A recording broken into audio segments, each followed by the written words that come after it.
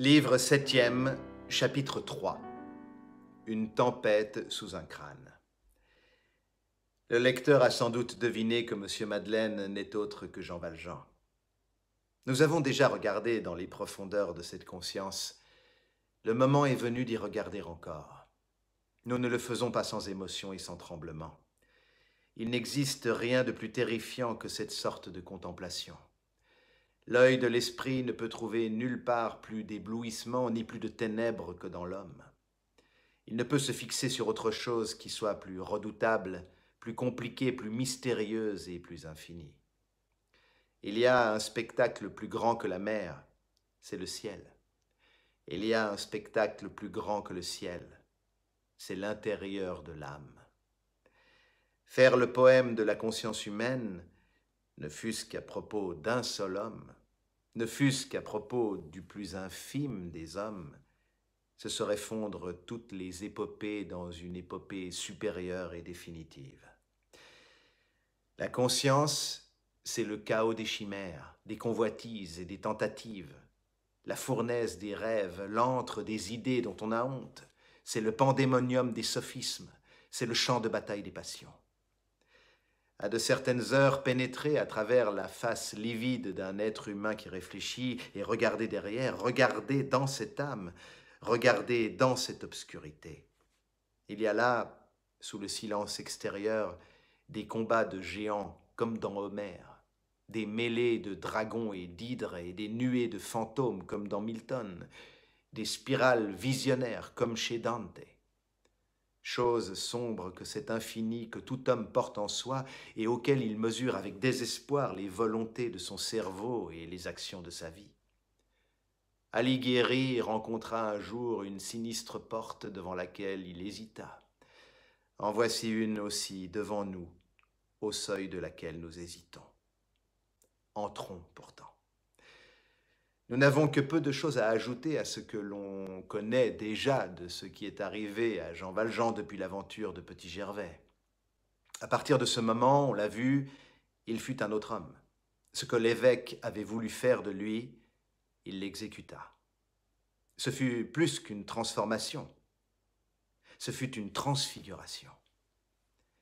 Il réussit à disparaître, vendit l'argenterie de l'évêque, ne garda que les flambeaux comme souvenir, se glissa de ville en ville, traversa la France, vint à Montreuil-sur-Mer, eut l'idée que nous avons dite, accomplit ce que nous avons raconté, parvint à se faire insaisissable et inaccessible, et désormais, établi à Montreuil-sur-Mer, heureux de sentir sa conscience attristée par son passé et la première moitié de son existence démentie par la dernière, il vécut paisible, rassuré et espérant, n'ayant plus que deux pensées, cacher son nom et sanctifier sa vie, échapper aux hommes et devenir à Dieu.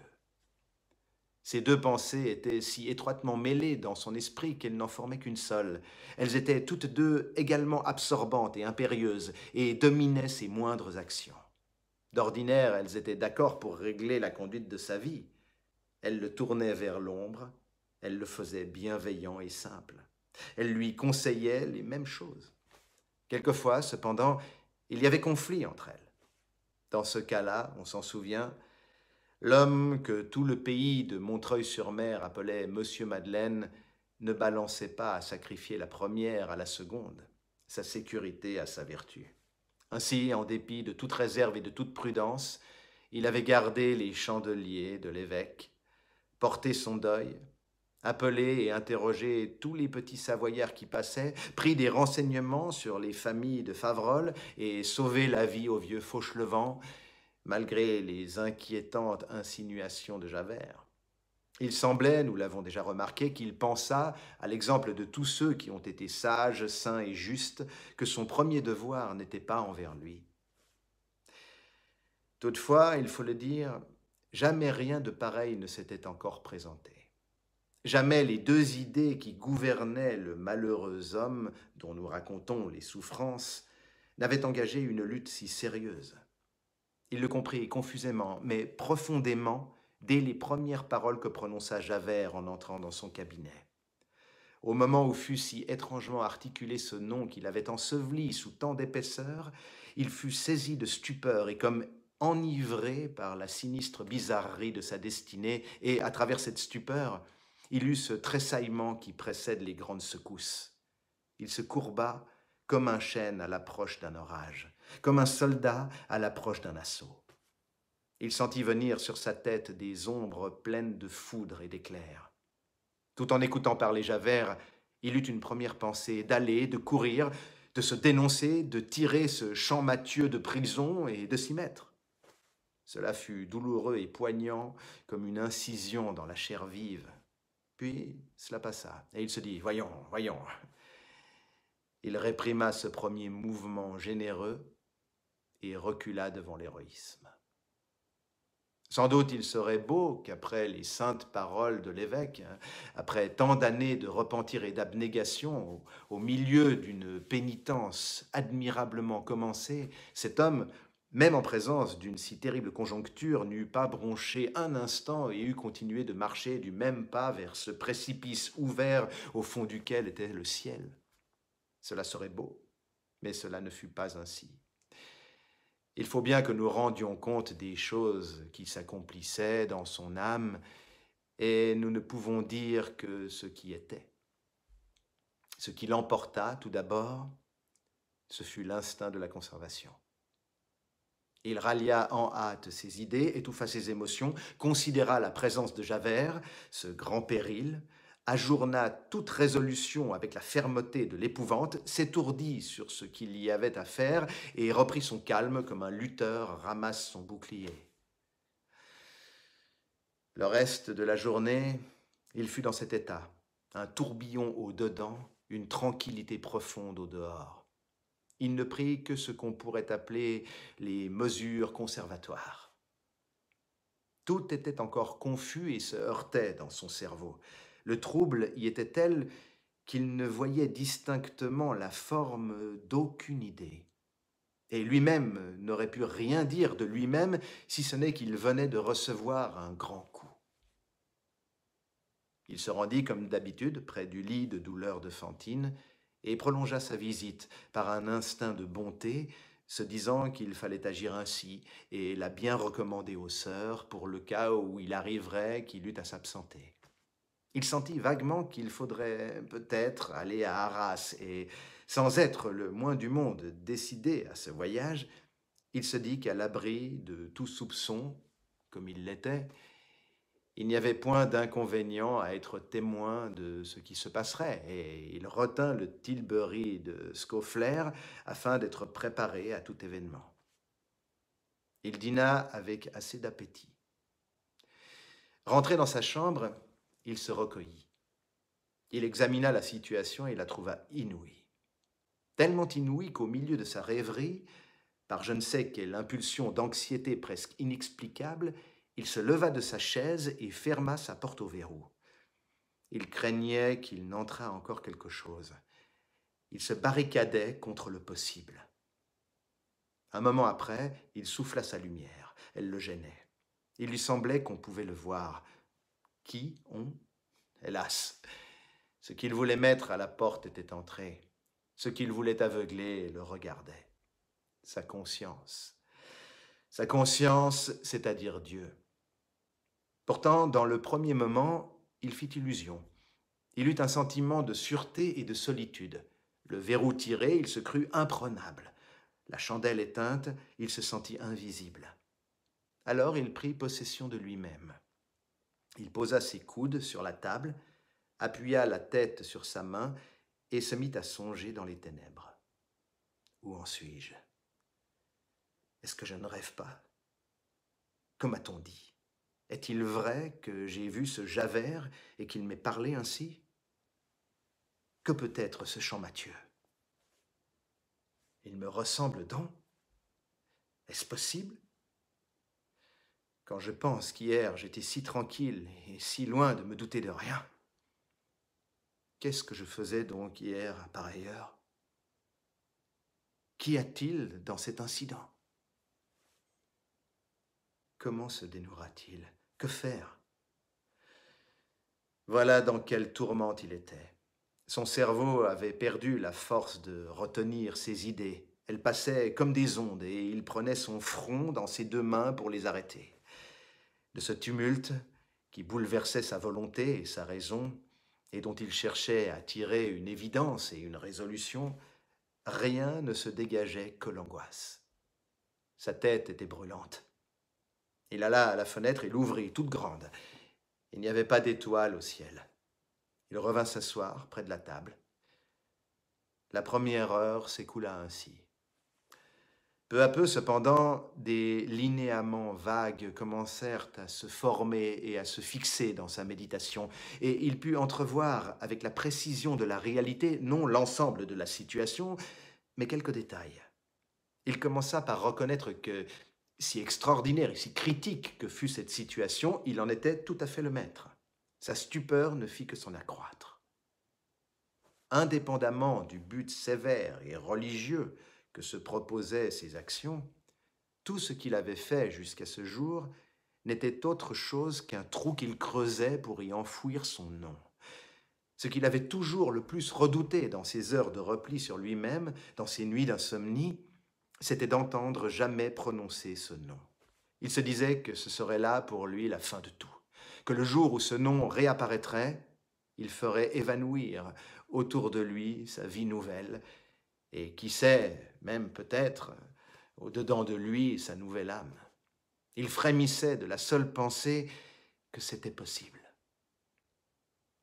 Certes, si quelqu'un lui eût dit en ces moments-là qu'une heure viendrait où ce nom retentirait à son oreille, où ce hideux nom, Jean Valjean, sortirait tout à coup de la nuit et se dresserait devant lui, où cette lumière formidable, faite pour dissiper le mystère dont il s'enveloppait, resplendirait subitement sur sa tête, et que ce nom ne le menacerait pas, que cette lumière ne produirait qu'une obscurité plus épaisse, que ce voile déchiré accroîtrait le mystère, que ce tremblement de terre consoliderait son édifice, que ce prodigieux incident n'aurait d'autre résultat, si bon lui semblait à lui, que de rendre son existence à la fois plus claire et plus impénétrable, et que, de sa confrontation avec le fantôme de Jean Valjean, le bon et digne bourgeois M. Madeleine sortirait plus honoré, plus paisible et plus respecté que jamais, si quelqu'un lui eût dit cela, il eût hoché la tête et regardé ses paroles comme insensées. Eh bien, tout cela venait précisément d'arriver. Tout cet entassement de l'impossible était un fait, et Dieu avait permis que ces choses folles devinssent des choses réelles. Sa rêverie continuait de s'éclaircir. Il se rendait de plus en plus compte de sa position. Il lui semblait qu'il venait de s'éveiller de je ne sais quel sommeil et qu'il se trouvait glissant sur une pente au milieu de la nuit, debout, frissonnant, reculant en vain sur le bord extrême d'un abîme. Il entrevoyait distinctement dans l'ombre un inconnu, un étranger que la destinée prenait pour lui et poussait dans le gouffre à sa place. Il fallait, pour que le gouffre se refermât, que quelqu'un y tombât, lui ou l'autre. Il n'avait qu'à laisser faire. La clarté devint complète, et il s'avoua ceci, que sa place était vide aux galères, qu'il avait beau faire, qu'elle l'y attendait toujours, que le vol de Petit-Gervais l'y ramenait, que cette place vide l'attendrait et l'attirerait jusqu'à ce qu'il y fût, que cela était inévitable et fatal.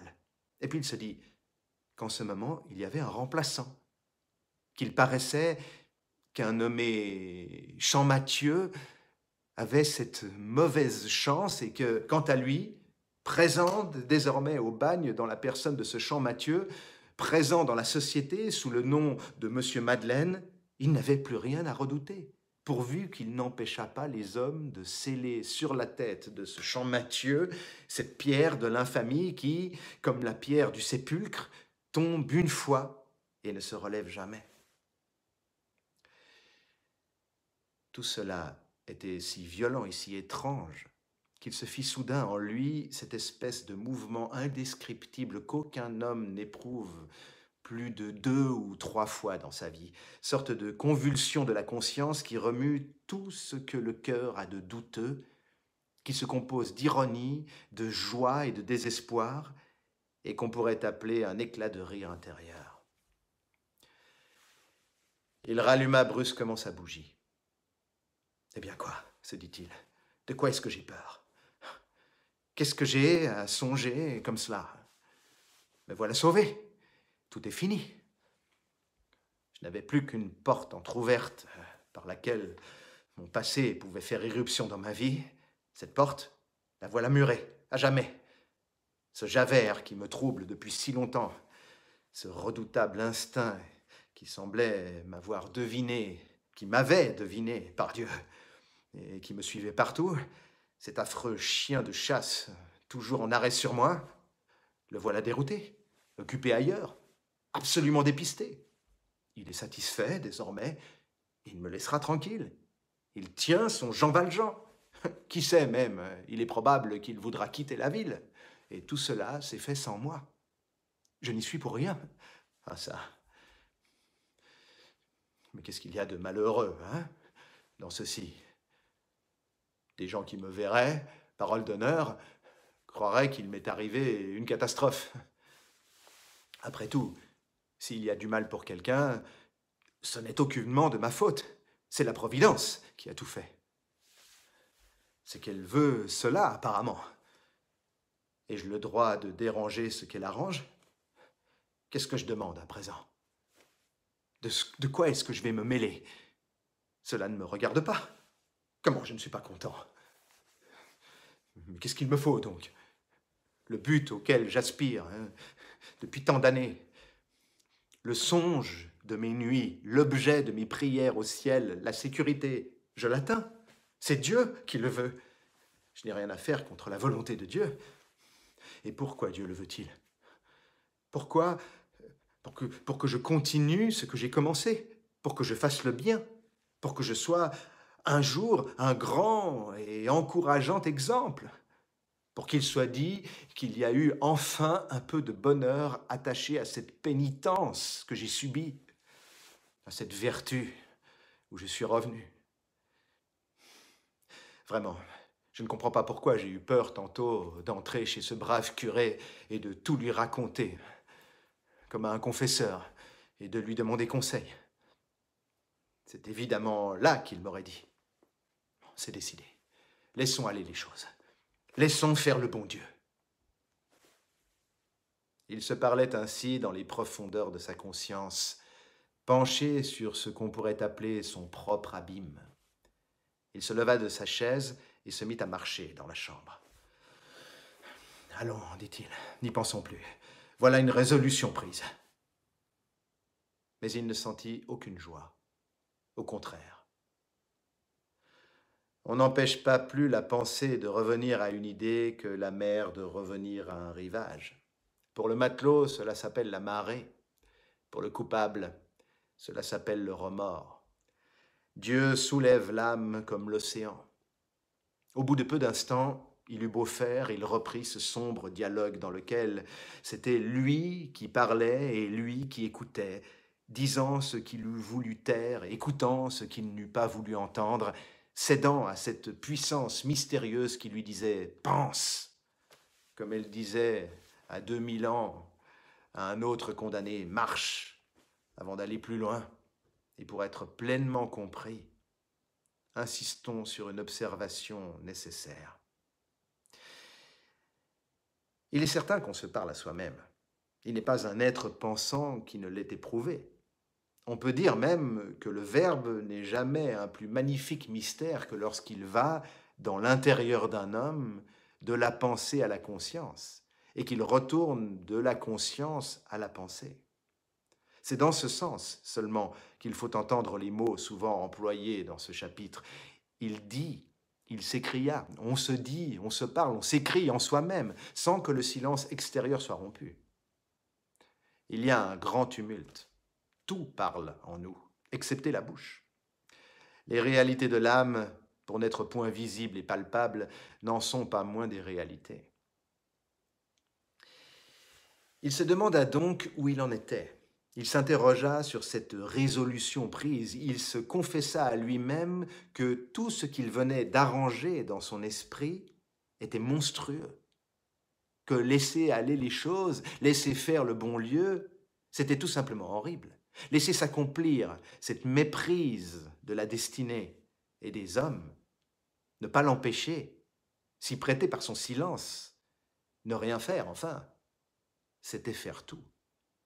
C'était le dernier degré de l'indignité hypocrite. C'était un crime bas, lâche, sournois, abject, hideux. Pour la première fois depuis 8 années, le malheureux homme venait de sentir la saveur amère d'une mauvaise pensée et d'une mauvaise action. Il la recracha avec dégoût. Il continua de se questionner. Il se demanda sévèrement ce qu'il avait entendu par ceci. Mon but est atteint. Il se déclara que sa vie avait un but, en effet. Mais quel but? Cacher son nom? Tromper la police? Était-ce pour une chose si petite qu'il avait fait tout ce qu'il avait fait? Est-ce qu'il n'avait pas un autre but qui était le grand, qui était le vrai? Sauver non sa personne, mais son âme. Redevenir honnête et bon. Être un juste. Est-ce que ce n'était pas là, surtout, là uniquement, ce qu'il avait toujours voulu?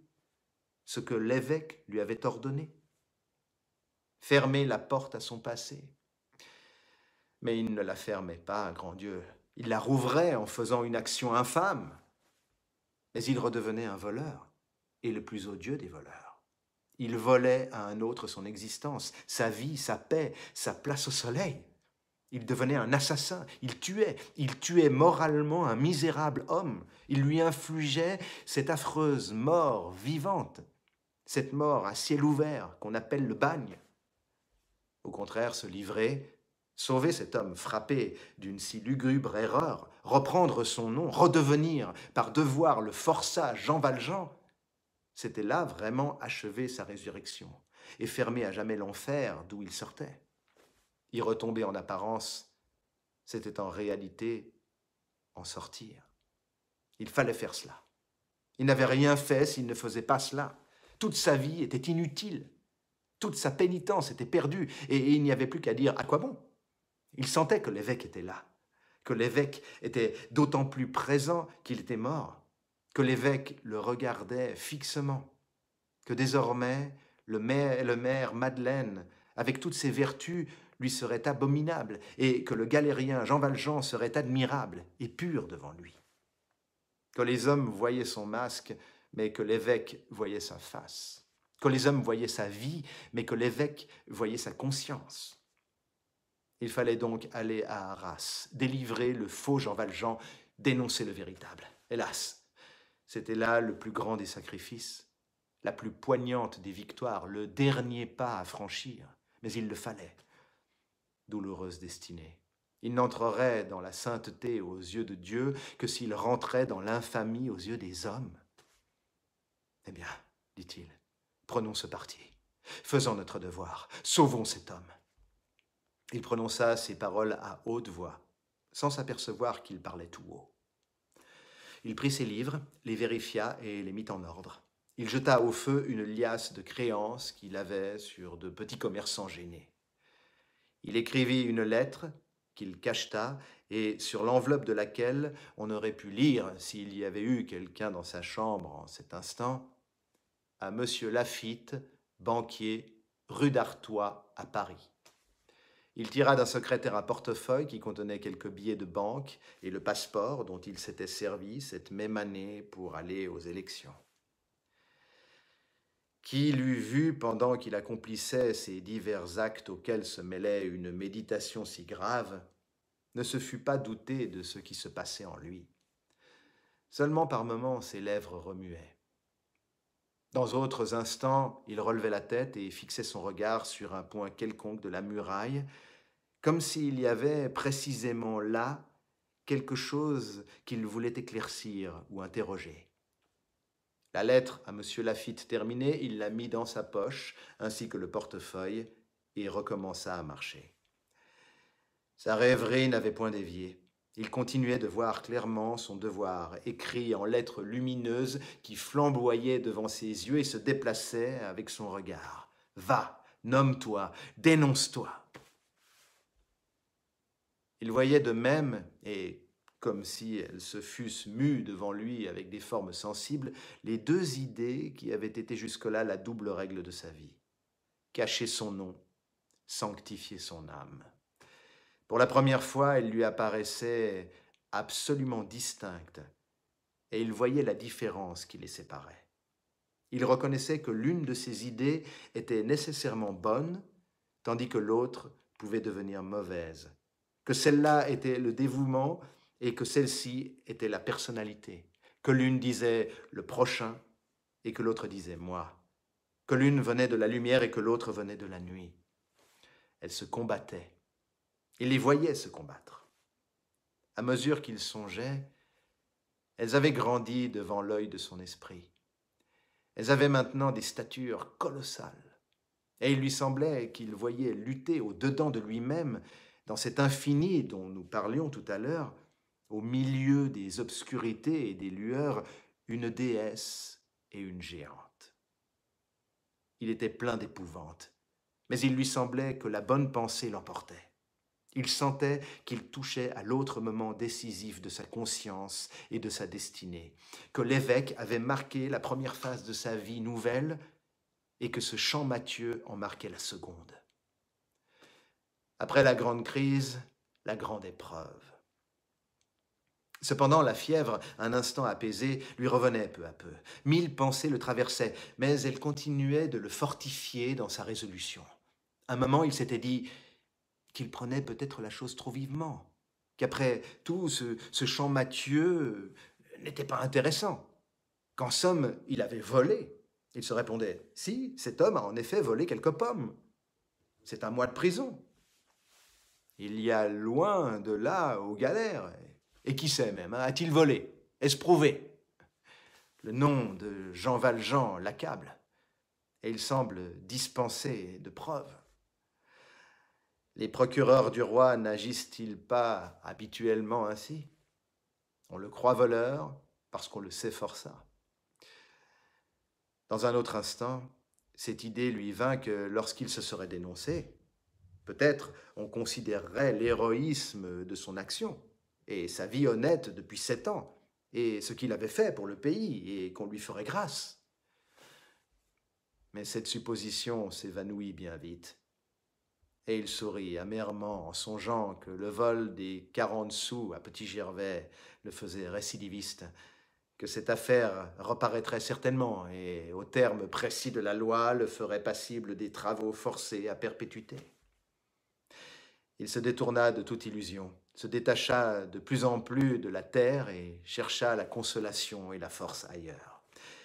Il se dit qu'il fallait faire son devoir, que peut-être même ne serait-il pas plus malheureux après avoir fait son devoir qu'après l'avoir éludé, que s'il laissait faire, s'il restait à Montreuil-sur-Mer, sa considération, sa bonne renommée, ses bonnes œuvres, la déférence, la vénération, sa charité, sa richesse, sa popularité, sa vertu seraient assaisonnées d'un crime. Et quel goût auraient toutes ces choses saintes liées à cette chose hideuse, tandis que s'il accomplissait son sacrifice au bagne, au poteau, au carcan, au bonnet vert, au travail sans relâche, à la honte sans pitié, il se mêlerait à une idée céleste. Enfin, il se dit qu'il y avait nécessité, que sa destinée était ainsi faite, qu'il n'était pas maître de déranger les arrangements d'en haut, que dans tous les cas, il fallait choisir. Ou la vertu au dehors et l'abomination au dedans, ou la sainteté au dedans et l'infamie au dehors. À remuer tant d'idées lugubres, son courage ne défaillait pas, mais son cerveau se fatiguait. Il commençait à penser malgré lui à d'autres choses, à des choses indifférentes. Ses artères battaient violemment dans ses tempes. Il allait et venait, toujours. Minuit sonna d'abord à la paroisse, puis à la maison de ville. Il compta les 12 coups aux 2 horloges, et il compara le son des 2 cloches. Il se rappela à cette occasion que quelques jours auparavant, il avait vu chez un marchand de ferraille une vieille cloche à vendre sur laquelle ce nom était écrit, « Antoine Albin de Romainville ». Il avait froid. Il alluma un peu de feu. Il ne songea pas à fermer la fenêtre. Cependant, il était retombé dans sa stupeur.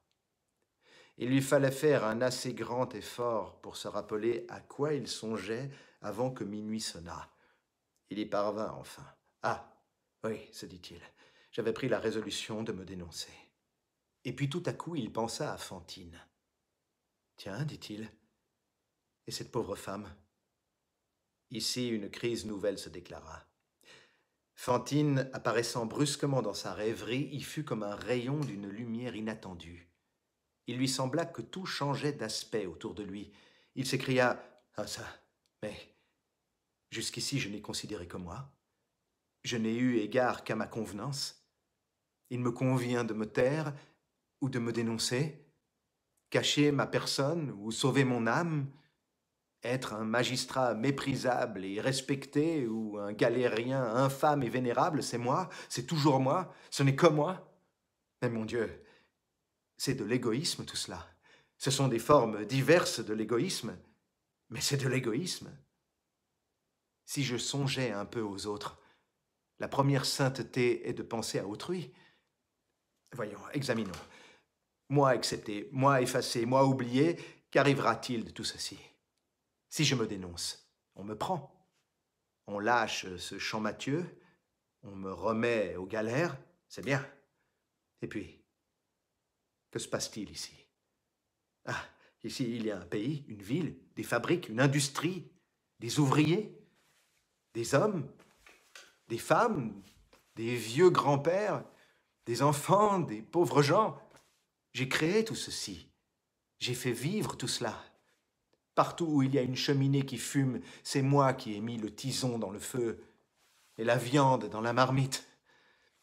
J'ai fait l'aisance, la circulation, le crédit. Avant moi, il n'y avait rien. J'ai relevé, vivifié, animé, fécondé, stimulé, enrichi tout le pays. Moi de moi, c'est l'âme de moi. Je m'ôte, tout meurt. Et cette femme qui a tant souffert, qui a tant de mérite dans sa chute, dont j'ai causé, sans le vouloir, tout le malheur. Et cet enfant que je voulais aller chercher, que j'ai promis à la mère. Est-ce que je ne dois pas aussi quelque chose à cette femme en réparation du mal que je lui ai fait? Si je disparais, qu'arrive-t-il? La mère meurt. L'enfant devient ce qu'il peut. Voilà ce qui se passe si je me dénonce. Si je ne me dénonce pas, voyons, si je ne me dénonce pas, après s'être fait cette question, il s'arrêta. Il eut comme un moment d'hésitation et de tremblement. Mais ce moment dura peu, et il se répondit avec calme, « Eh bien, cet homme va aux galères, c'est vrai, mais que diable, il a volé? J'ai beau me dire qu'il n'a pas volé, il a volé. Moi, je reste ici, je continue. Dans 10 ans, j'aurai gagné 10 millions.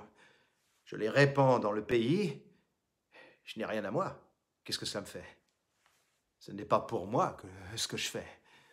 La prospérité de tous va croissant. Les industries s'éveillent et s'excitent. Les manufactures et les usines se multiplient. Les familles, 100 familles, 1000 familles sont heureuses. La contrée se peuple. Il naît des villages où il n'y a que des fermes. Il naît des fermes où il n'y a rien. La misère disparaît. Et avec la misère, disparaissent la débauche, la prostitution, le vol, le meurtre, tous les vices, tous les crimes. Et cette pauvre mère élève son enfant. Et voilà tout un pays riche et honnête. Oh ça, j'étais fou, j'étais absurde, mais qu'est-ce que je parlais donc de me dénoncer? Il faut faire attention, vraiment, et ne rien précipiter. Quoi? Parce qu'il m'aura plu de faire le grand et le généreux? C'est du mélodrame, après tout. Parce que je n'aurais songé qu'à moi seul, quoi.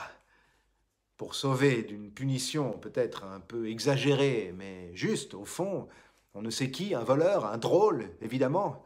Il faudra que tout un pays périsse. Il faudra qu'une pauvre femme crève à l'hôpital, qu'une pauvre petite fille crève sur le pavé, comme des chiens. Ah, mais c'est abominable.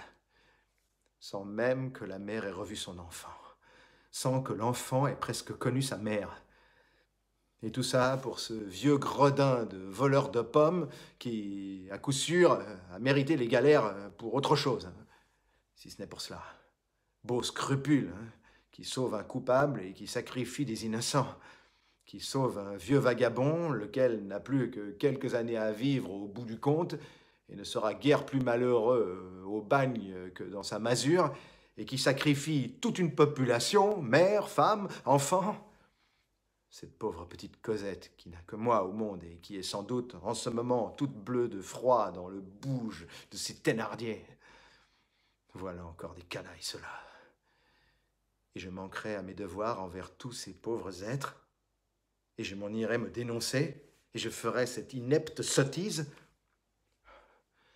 Mettons tout au pis.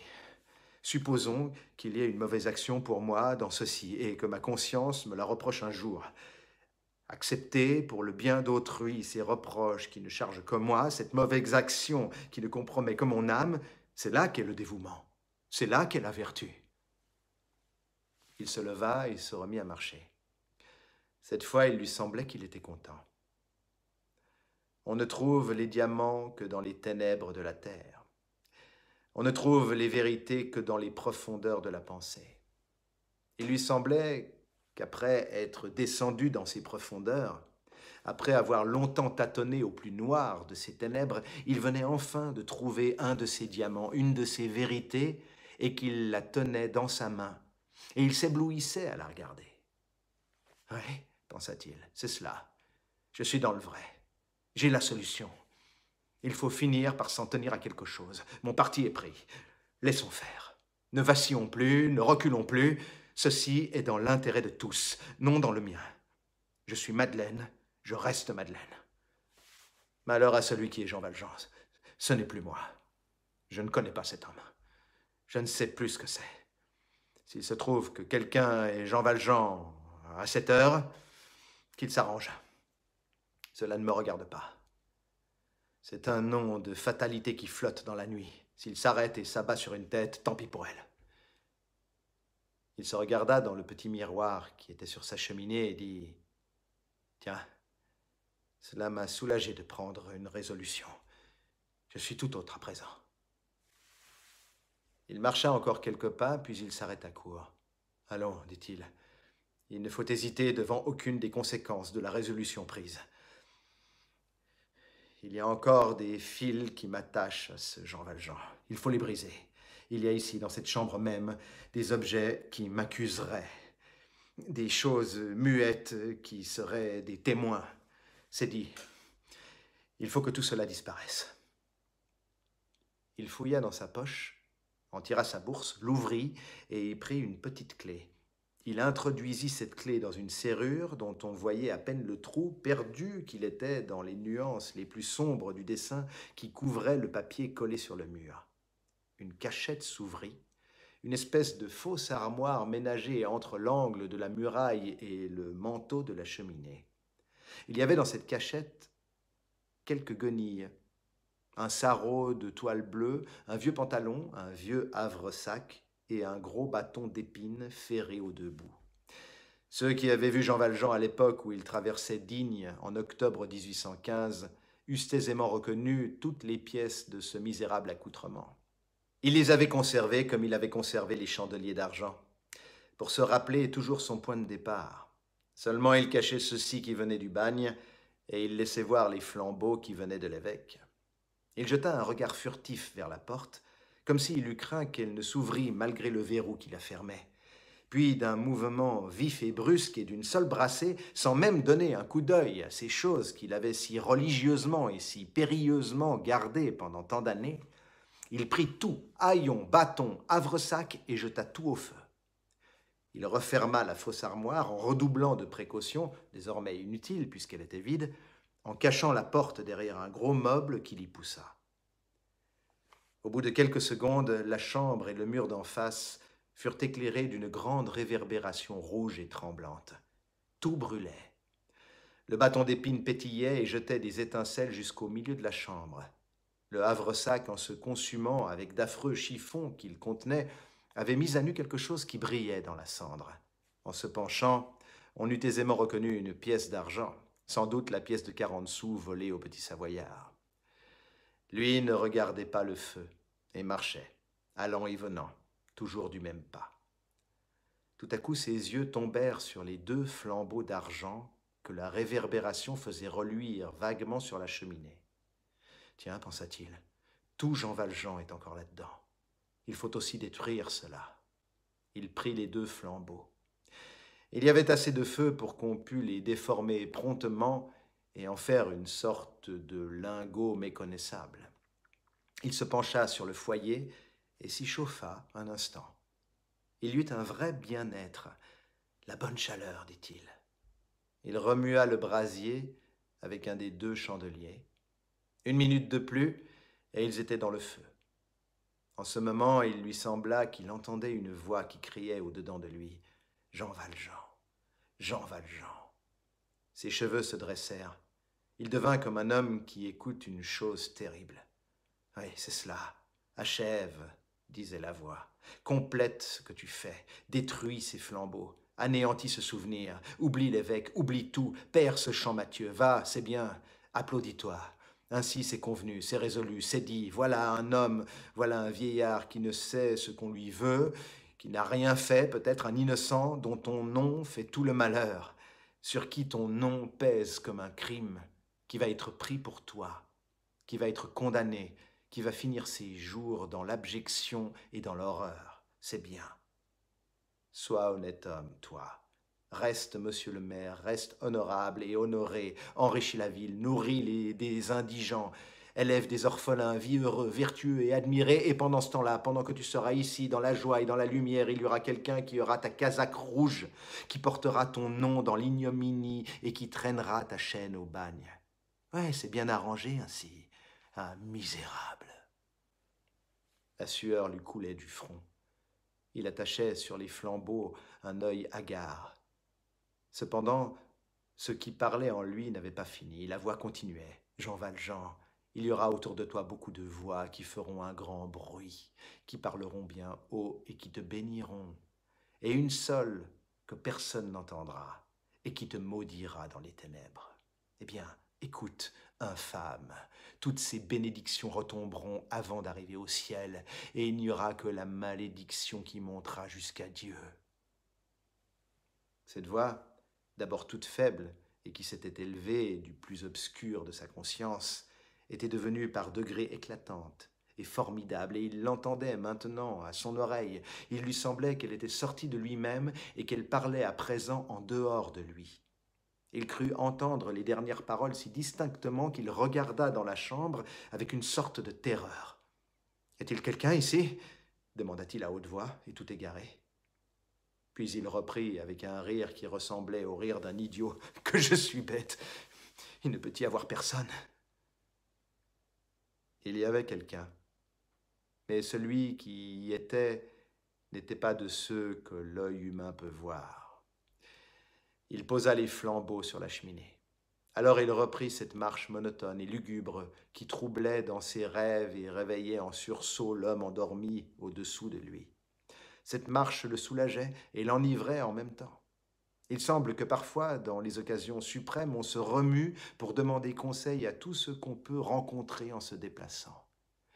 Au bout de quelques instants, il ne savait plus où il en était.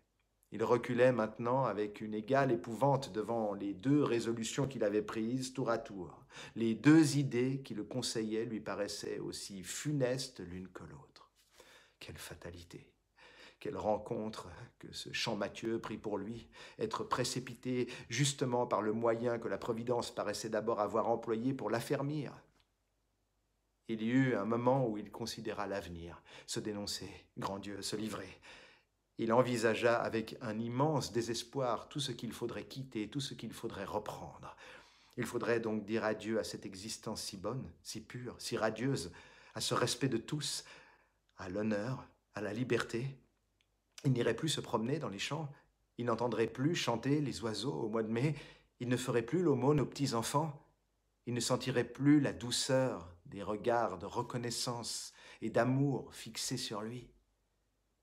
Il quitterait cette maison qu'il avait bâtie, cette chambre, cette petite chambre. Tout lui paraissait charmant à cette heure. Il ne lirait plus dans ses livres, il n'écrirait plus sur cette petite table de bois blanc. Sa vieille portière, la seule servante qu'il eût, ne lui montrait plus son café le matin? Grand Dieu! Au lieu de cela, la chiourme, le carcan, la veste rouge, la chaîne aux pieds, la fatigue, le cachot, le lit de camp, toutes ces horreurs connues.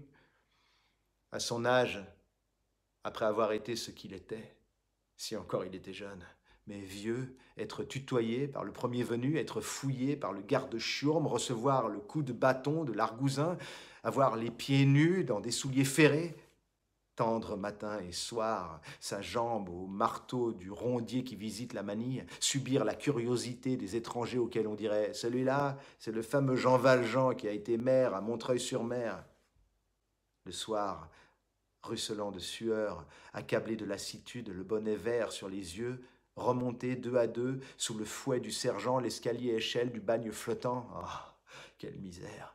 La destinée peut-elle donc être méchante comme un être intelligent et devenir monstrueuse comme le cœur humain? Et quoi qu'il fît, il retombait toujours sur ce poignant dilemme qui était au fond de sa rêverie. Rester dans le paradis et y devenir démon. Rentrer dans l'enfer et y devenir ange. Que faire, grand Dieu? Que faire? La tourmente dont il était sorti avec tant de peine se déchaîna de nouveau en lui. Ses idées recommencèrent à se mêler. Elles prirent ce je ne sais quoi de stupéfié et de machinal qui est propre au désespoir. Ce nom de Romainville lui revenait sans cesse à l'esprit avec deux vers d'une chanson qu'il avait entendue autrefois. Il songeait que Romainville est un petit bois près de Paris où les jeunes gens amoureux vont cueillir des lilas au mois d'avril. Il chancelait au dehors comme au dedans. Il marchait comme un petit enfant qu'on laisse aller seul. À de certains moments, luttant contre sa lassitude, il faisait effort pour ressaisir son intelligence. Il tâchait de se poser une dernière fois et définitivement le problème sur lequel il était en quelque sorte tombé d'épuisement. Faut-il se dénoncer? Faut-il se taire? Il ne réussissait à rien voir de distinct. Les vagues aspects de tous les raisonnements ébauchés par sa rêverie tremblaient et se dissipaient l'un après l'autre en fumée. Seulement il sentait que, à quelque partie qu'il s'arrêtât, nécessairement, et sans qu'il fût possible d'y échapper, quelque chose de lui allait mourir. Qu'il entrait dans le sépulcre à droite comme à gauche, qu'il accomplissait une agonie, l'agonie de son bonheur ou l'agonie de sa vertu. Hélas, toutes ces irrésolutions l'avaient repris. Il n'était pas plus avancé qu'au commencement. Ainsi se débattait sous l'angoisse cette malheureuse âme. 1800 ans avant cet homme infortuné, l'être mystérieux en qui se résument toutes les saintetés et toutes les souffrances de l'humanité, avait aussi, lui, pendant que les oliviers frémissaient au vent farouche de l'infini, longtemps écarté de la main l'effrayant calice qui lui apparaissait ruisselant d'ombre et débordant de ténèbres dans des profondeurs pleines d'étoiles.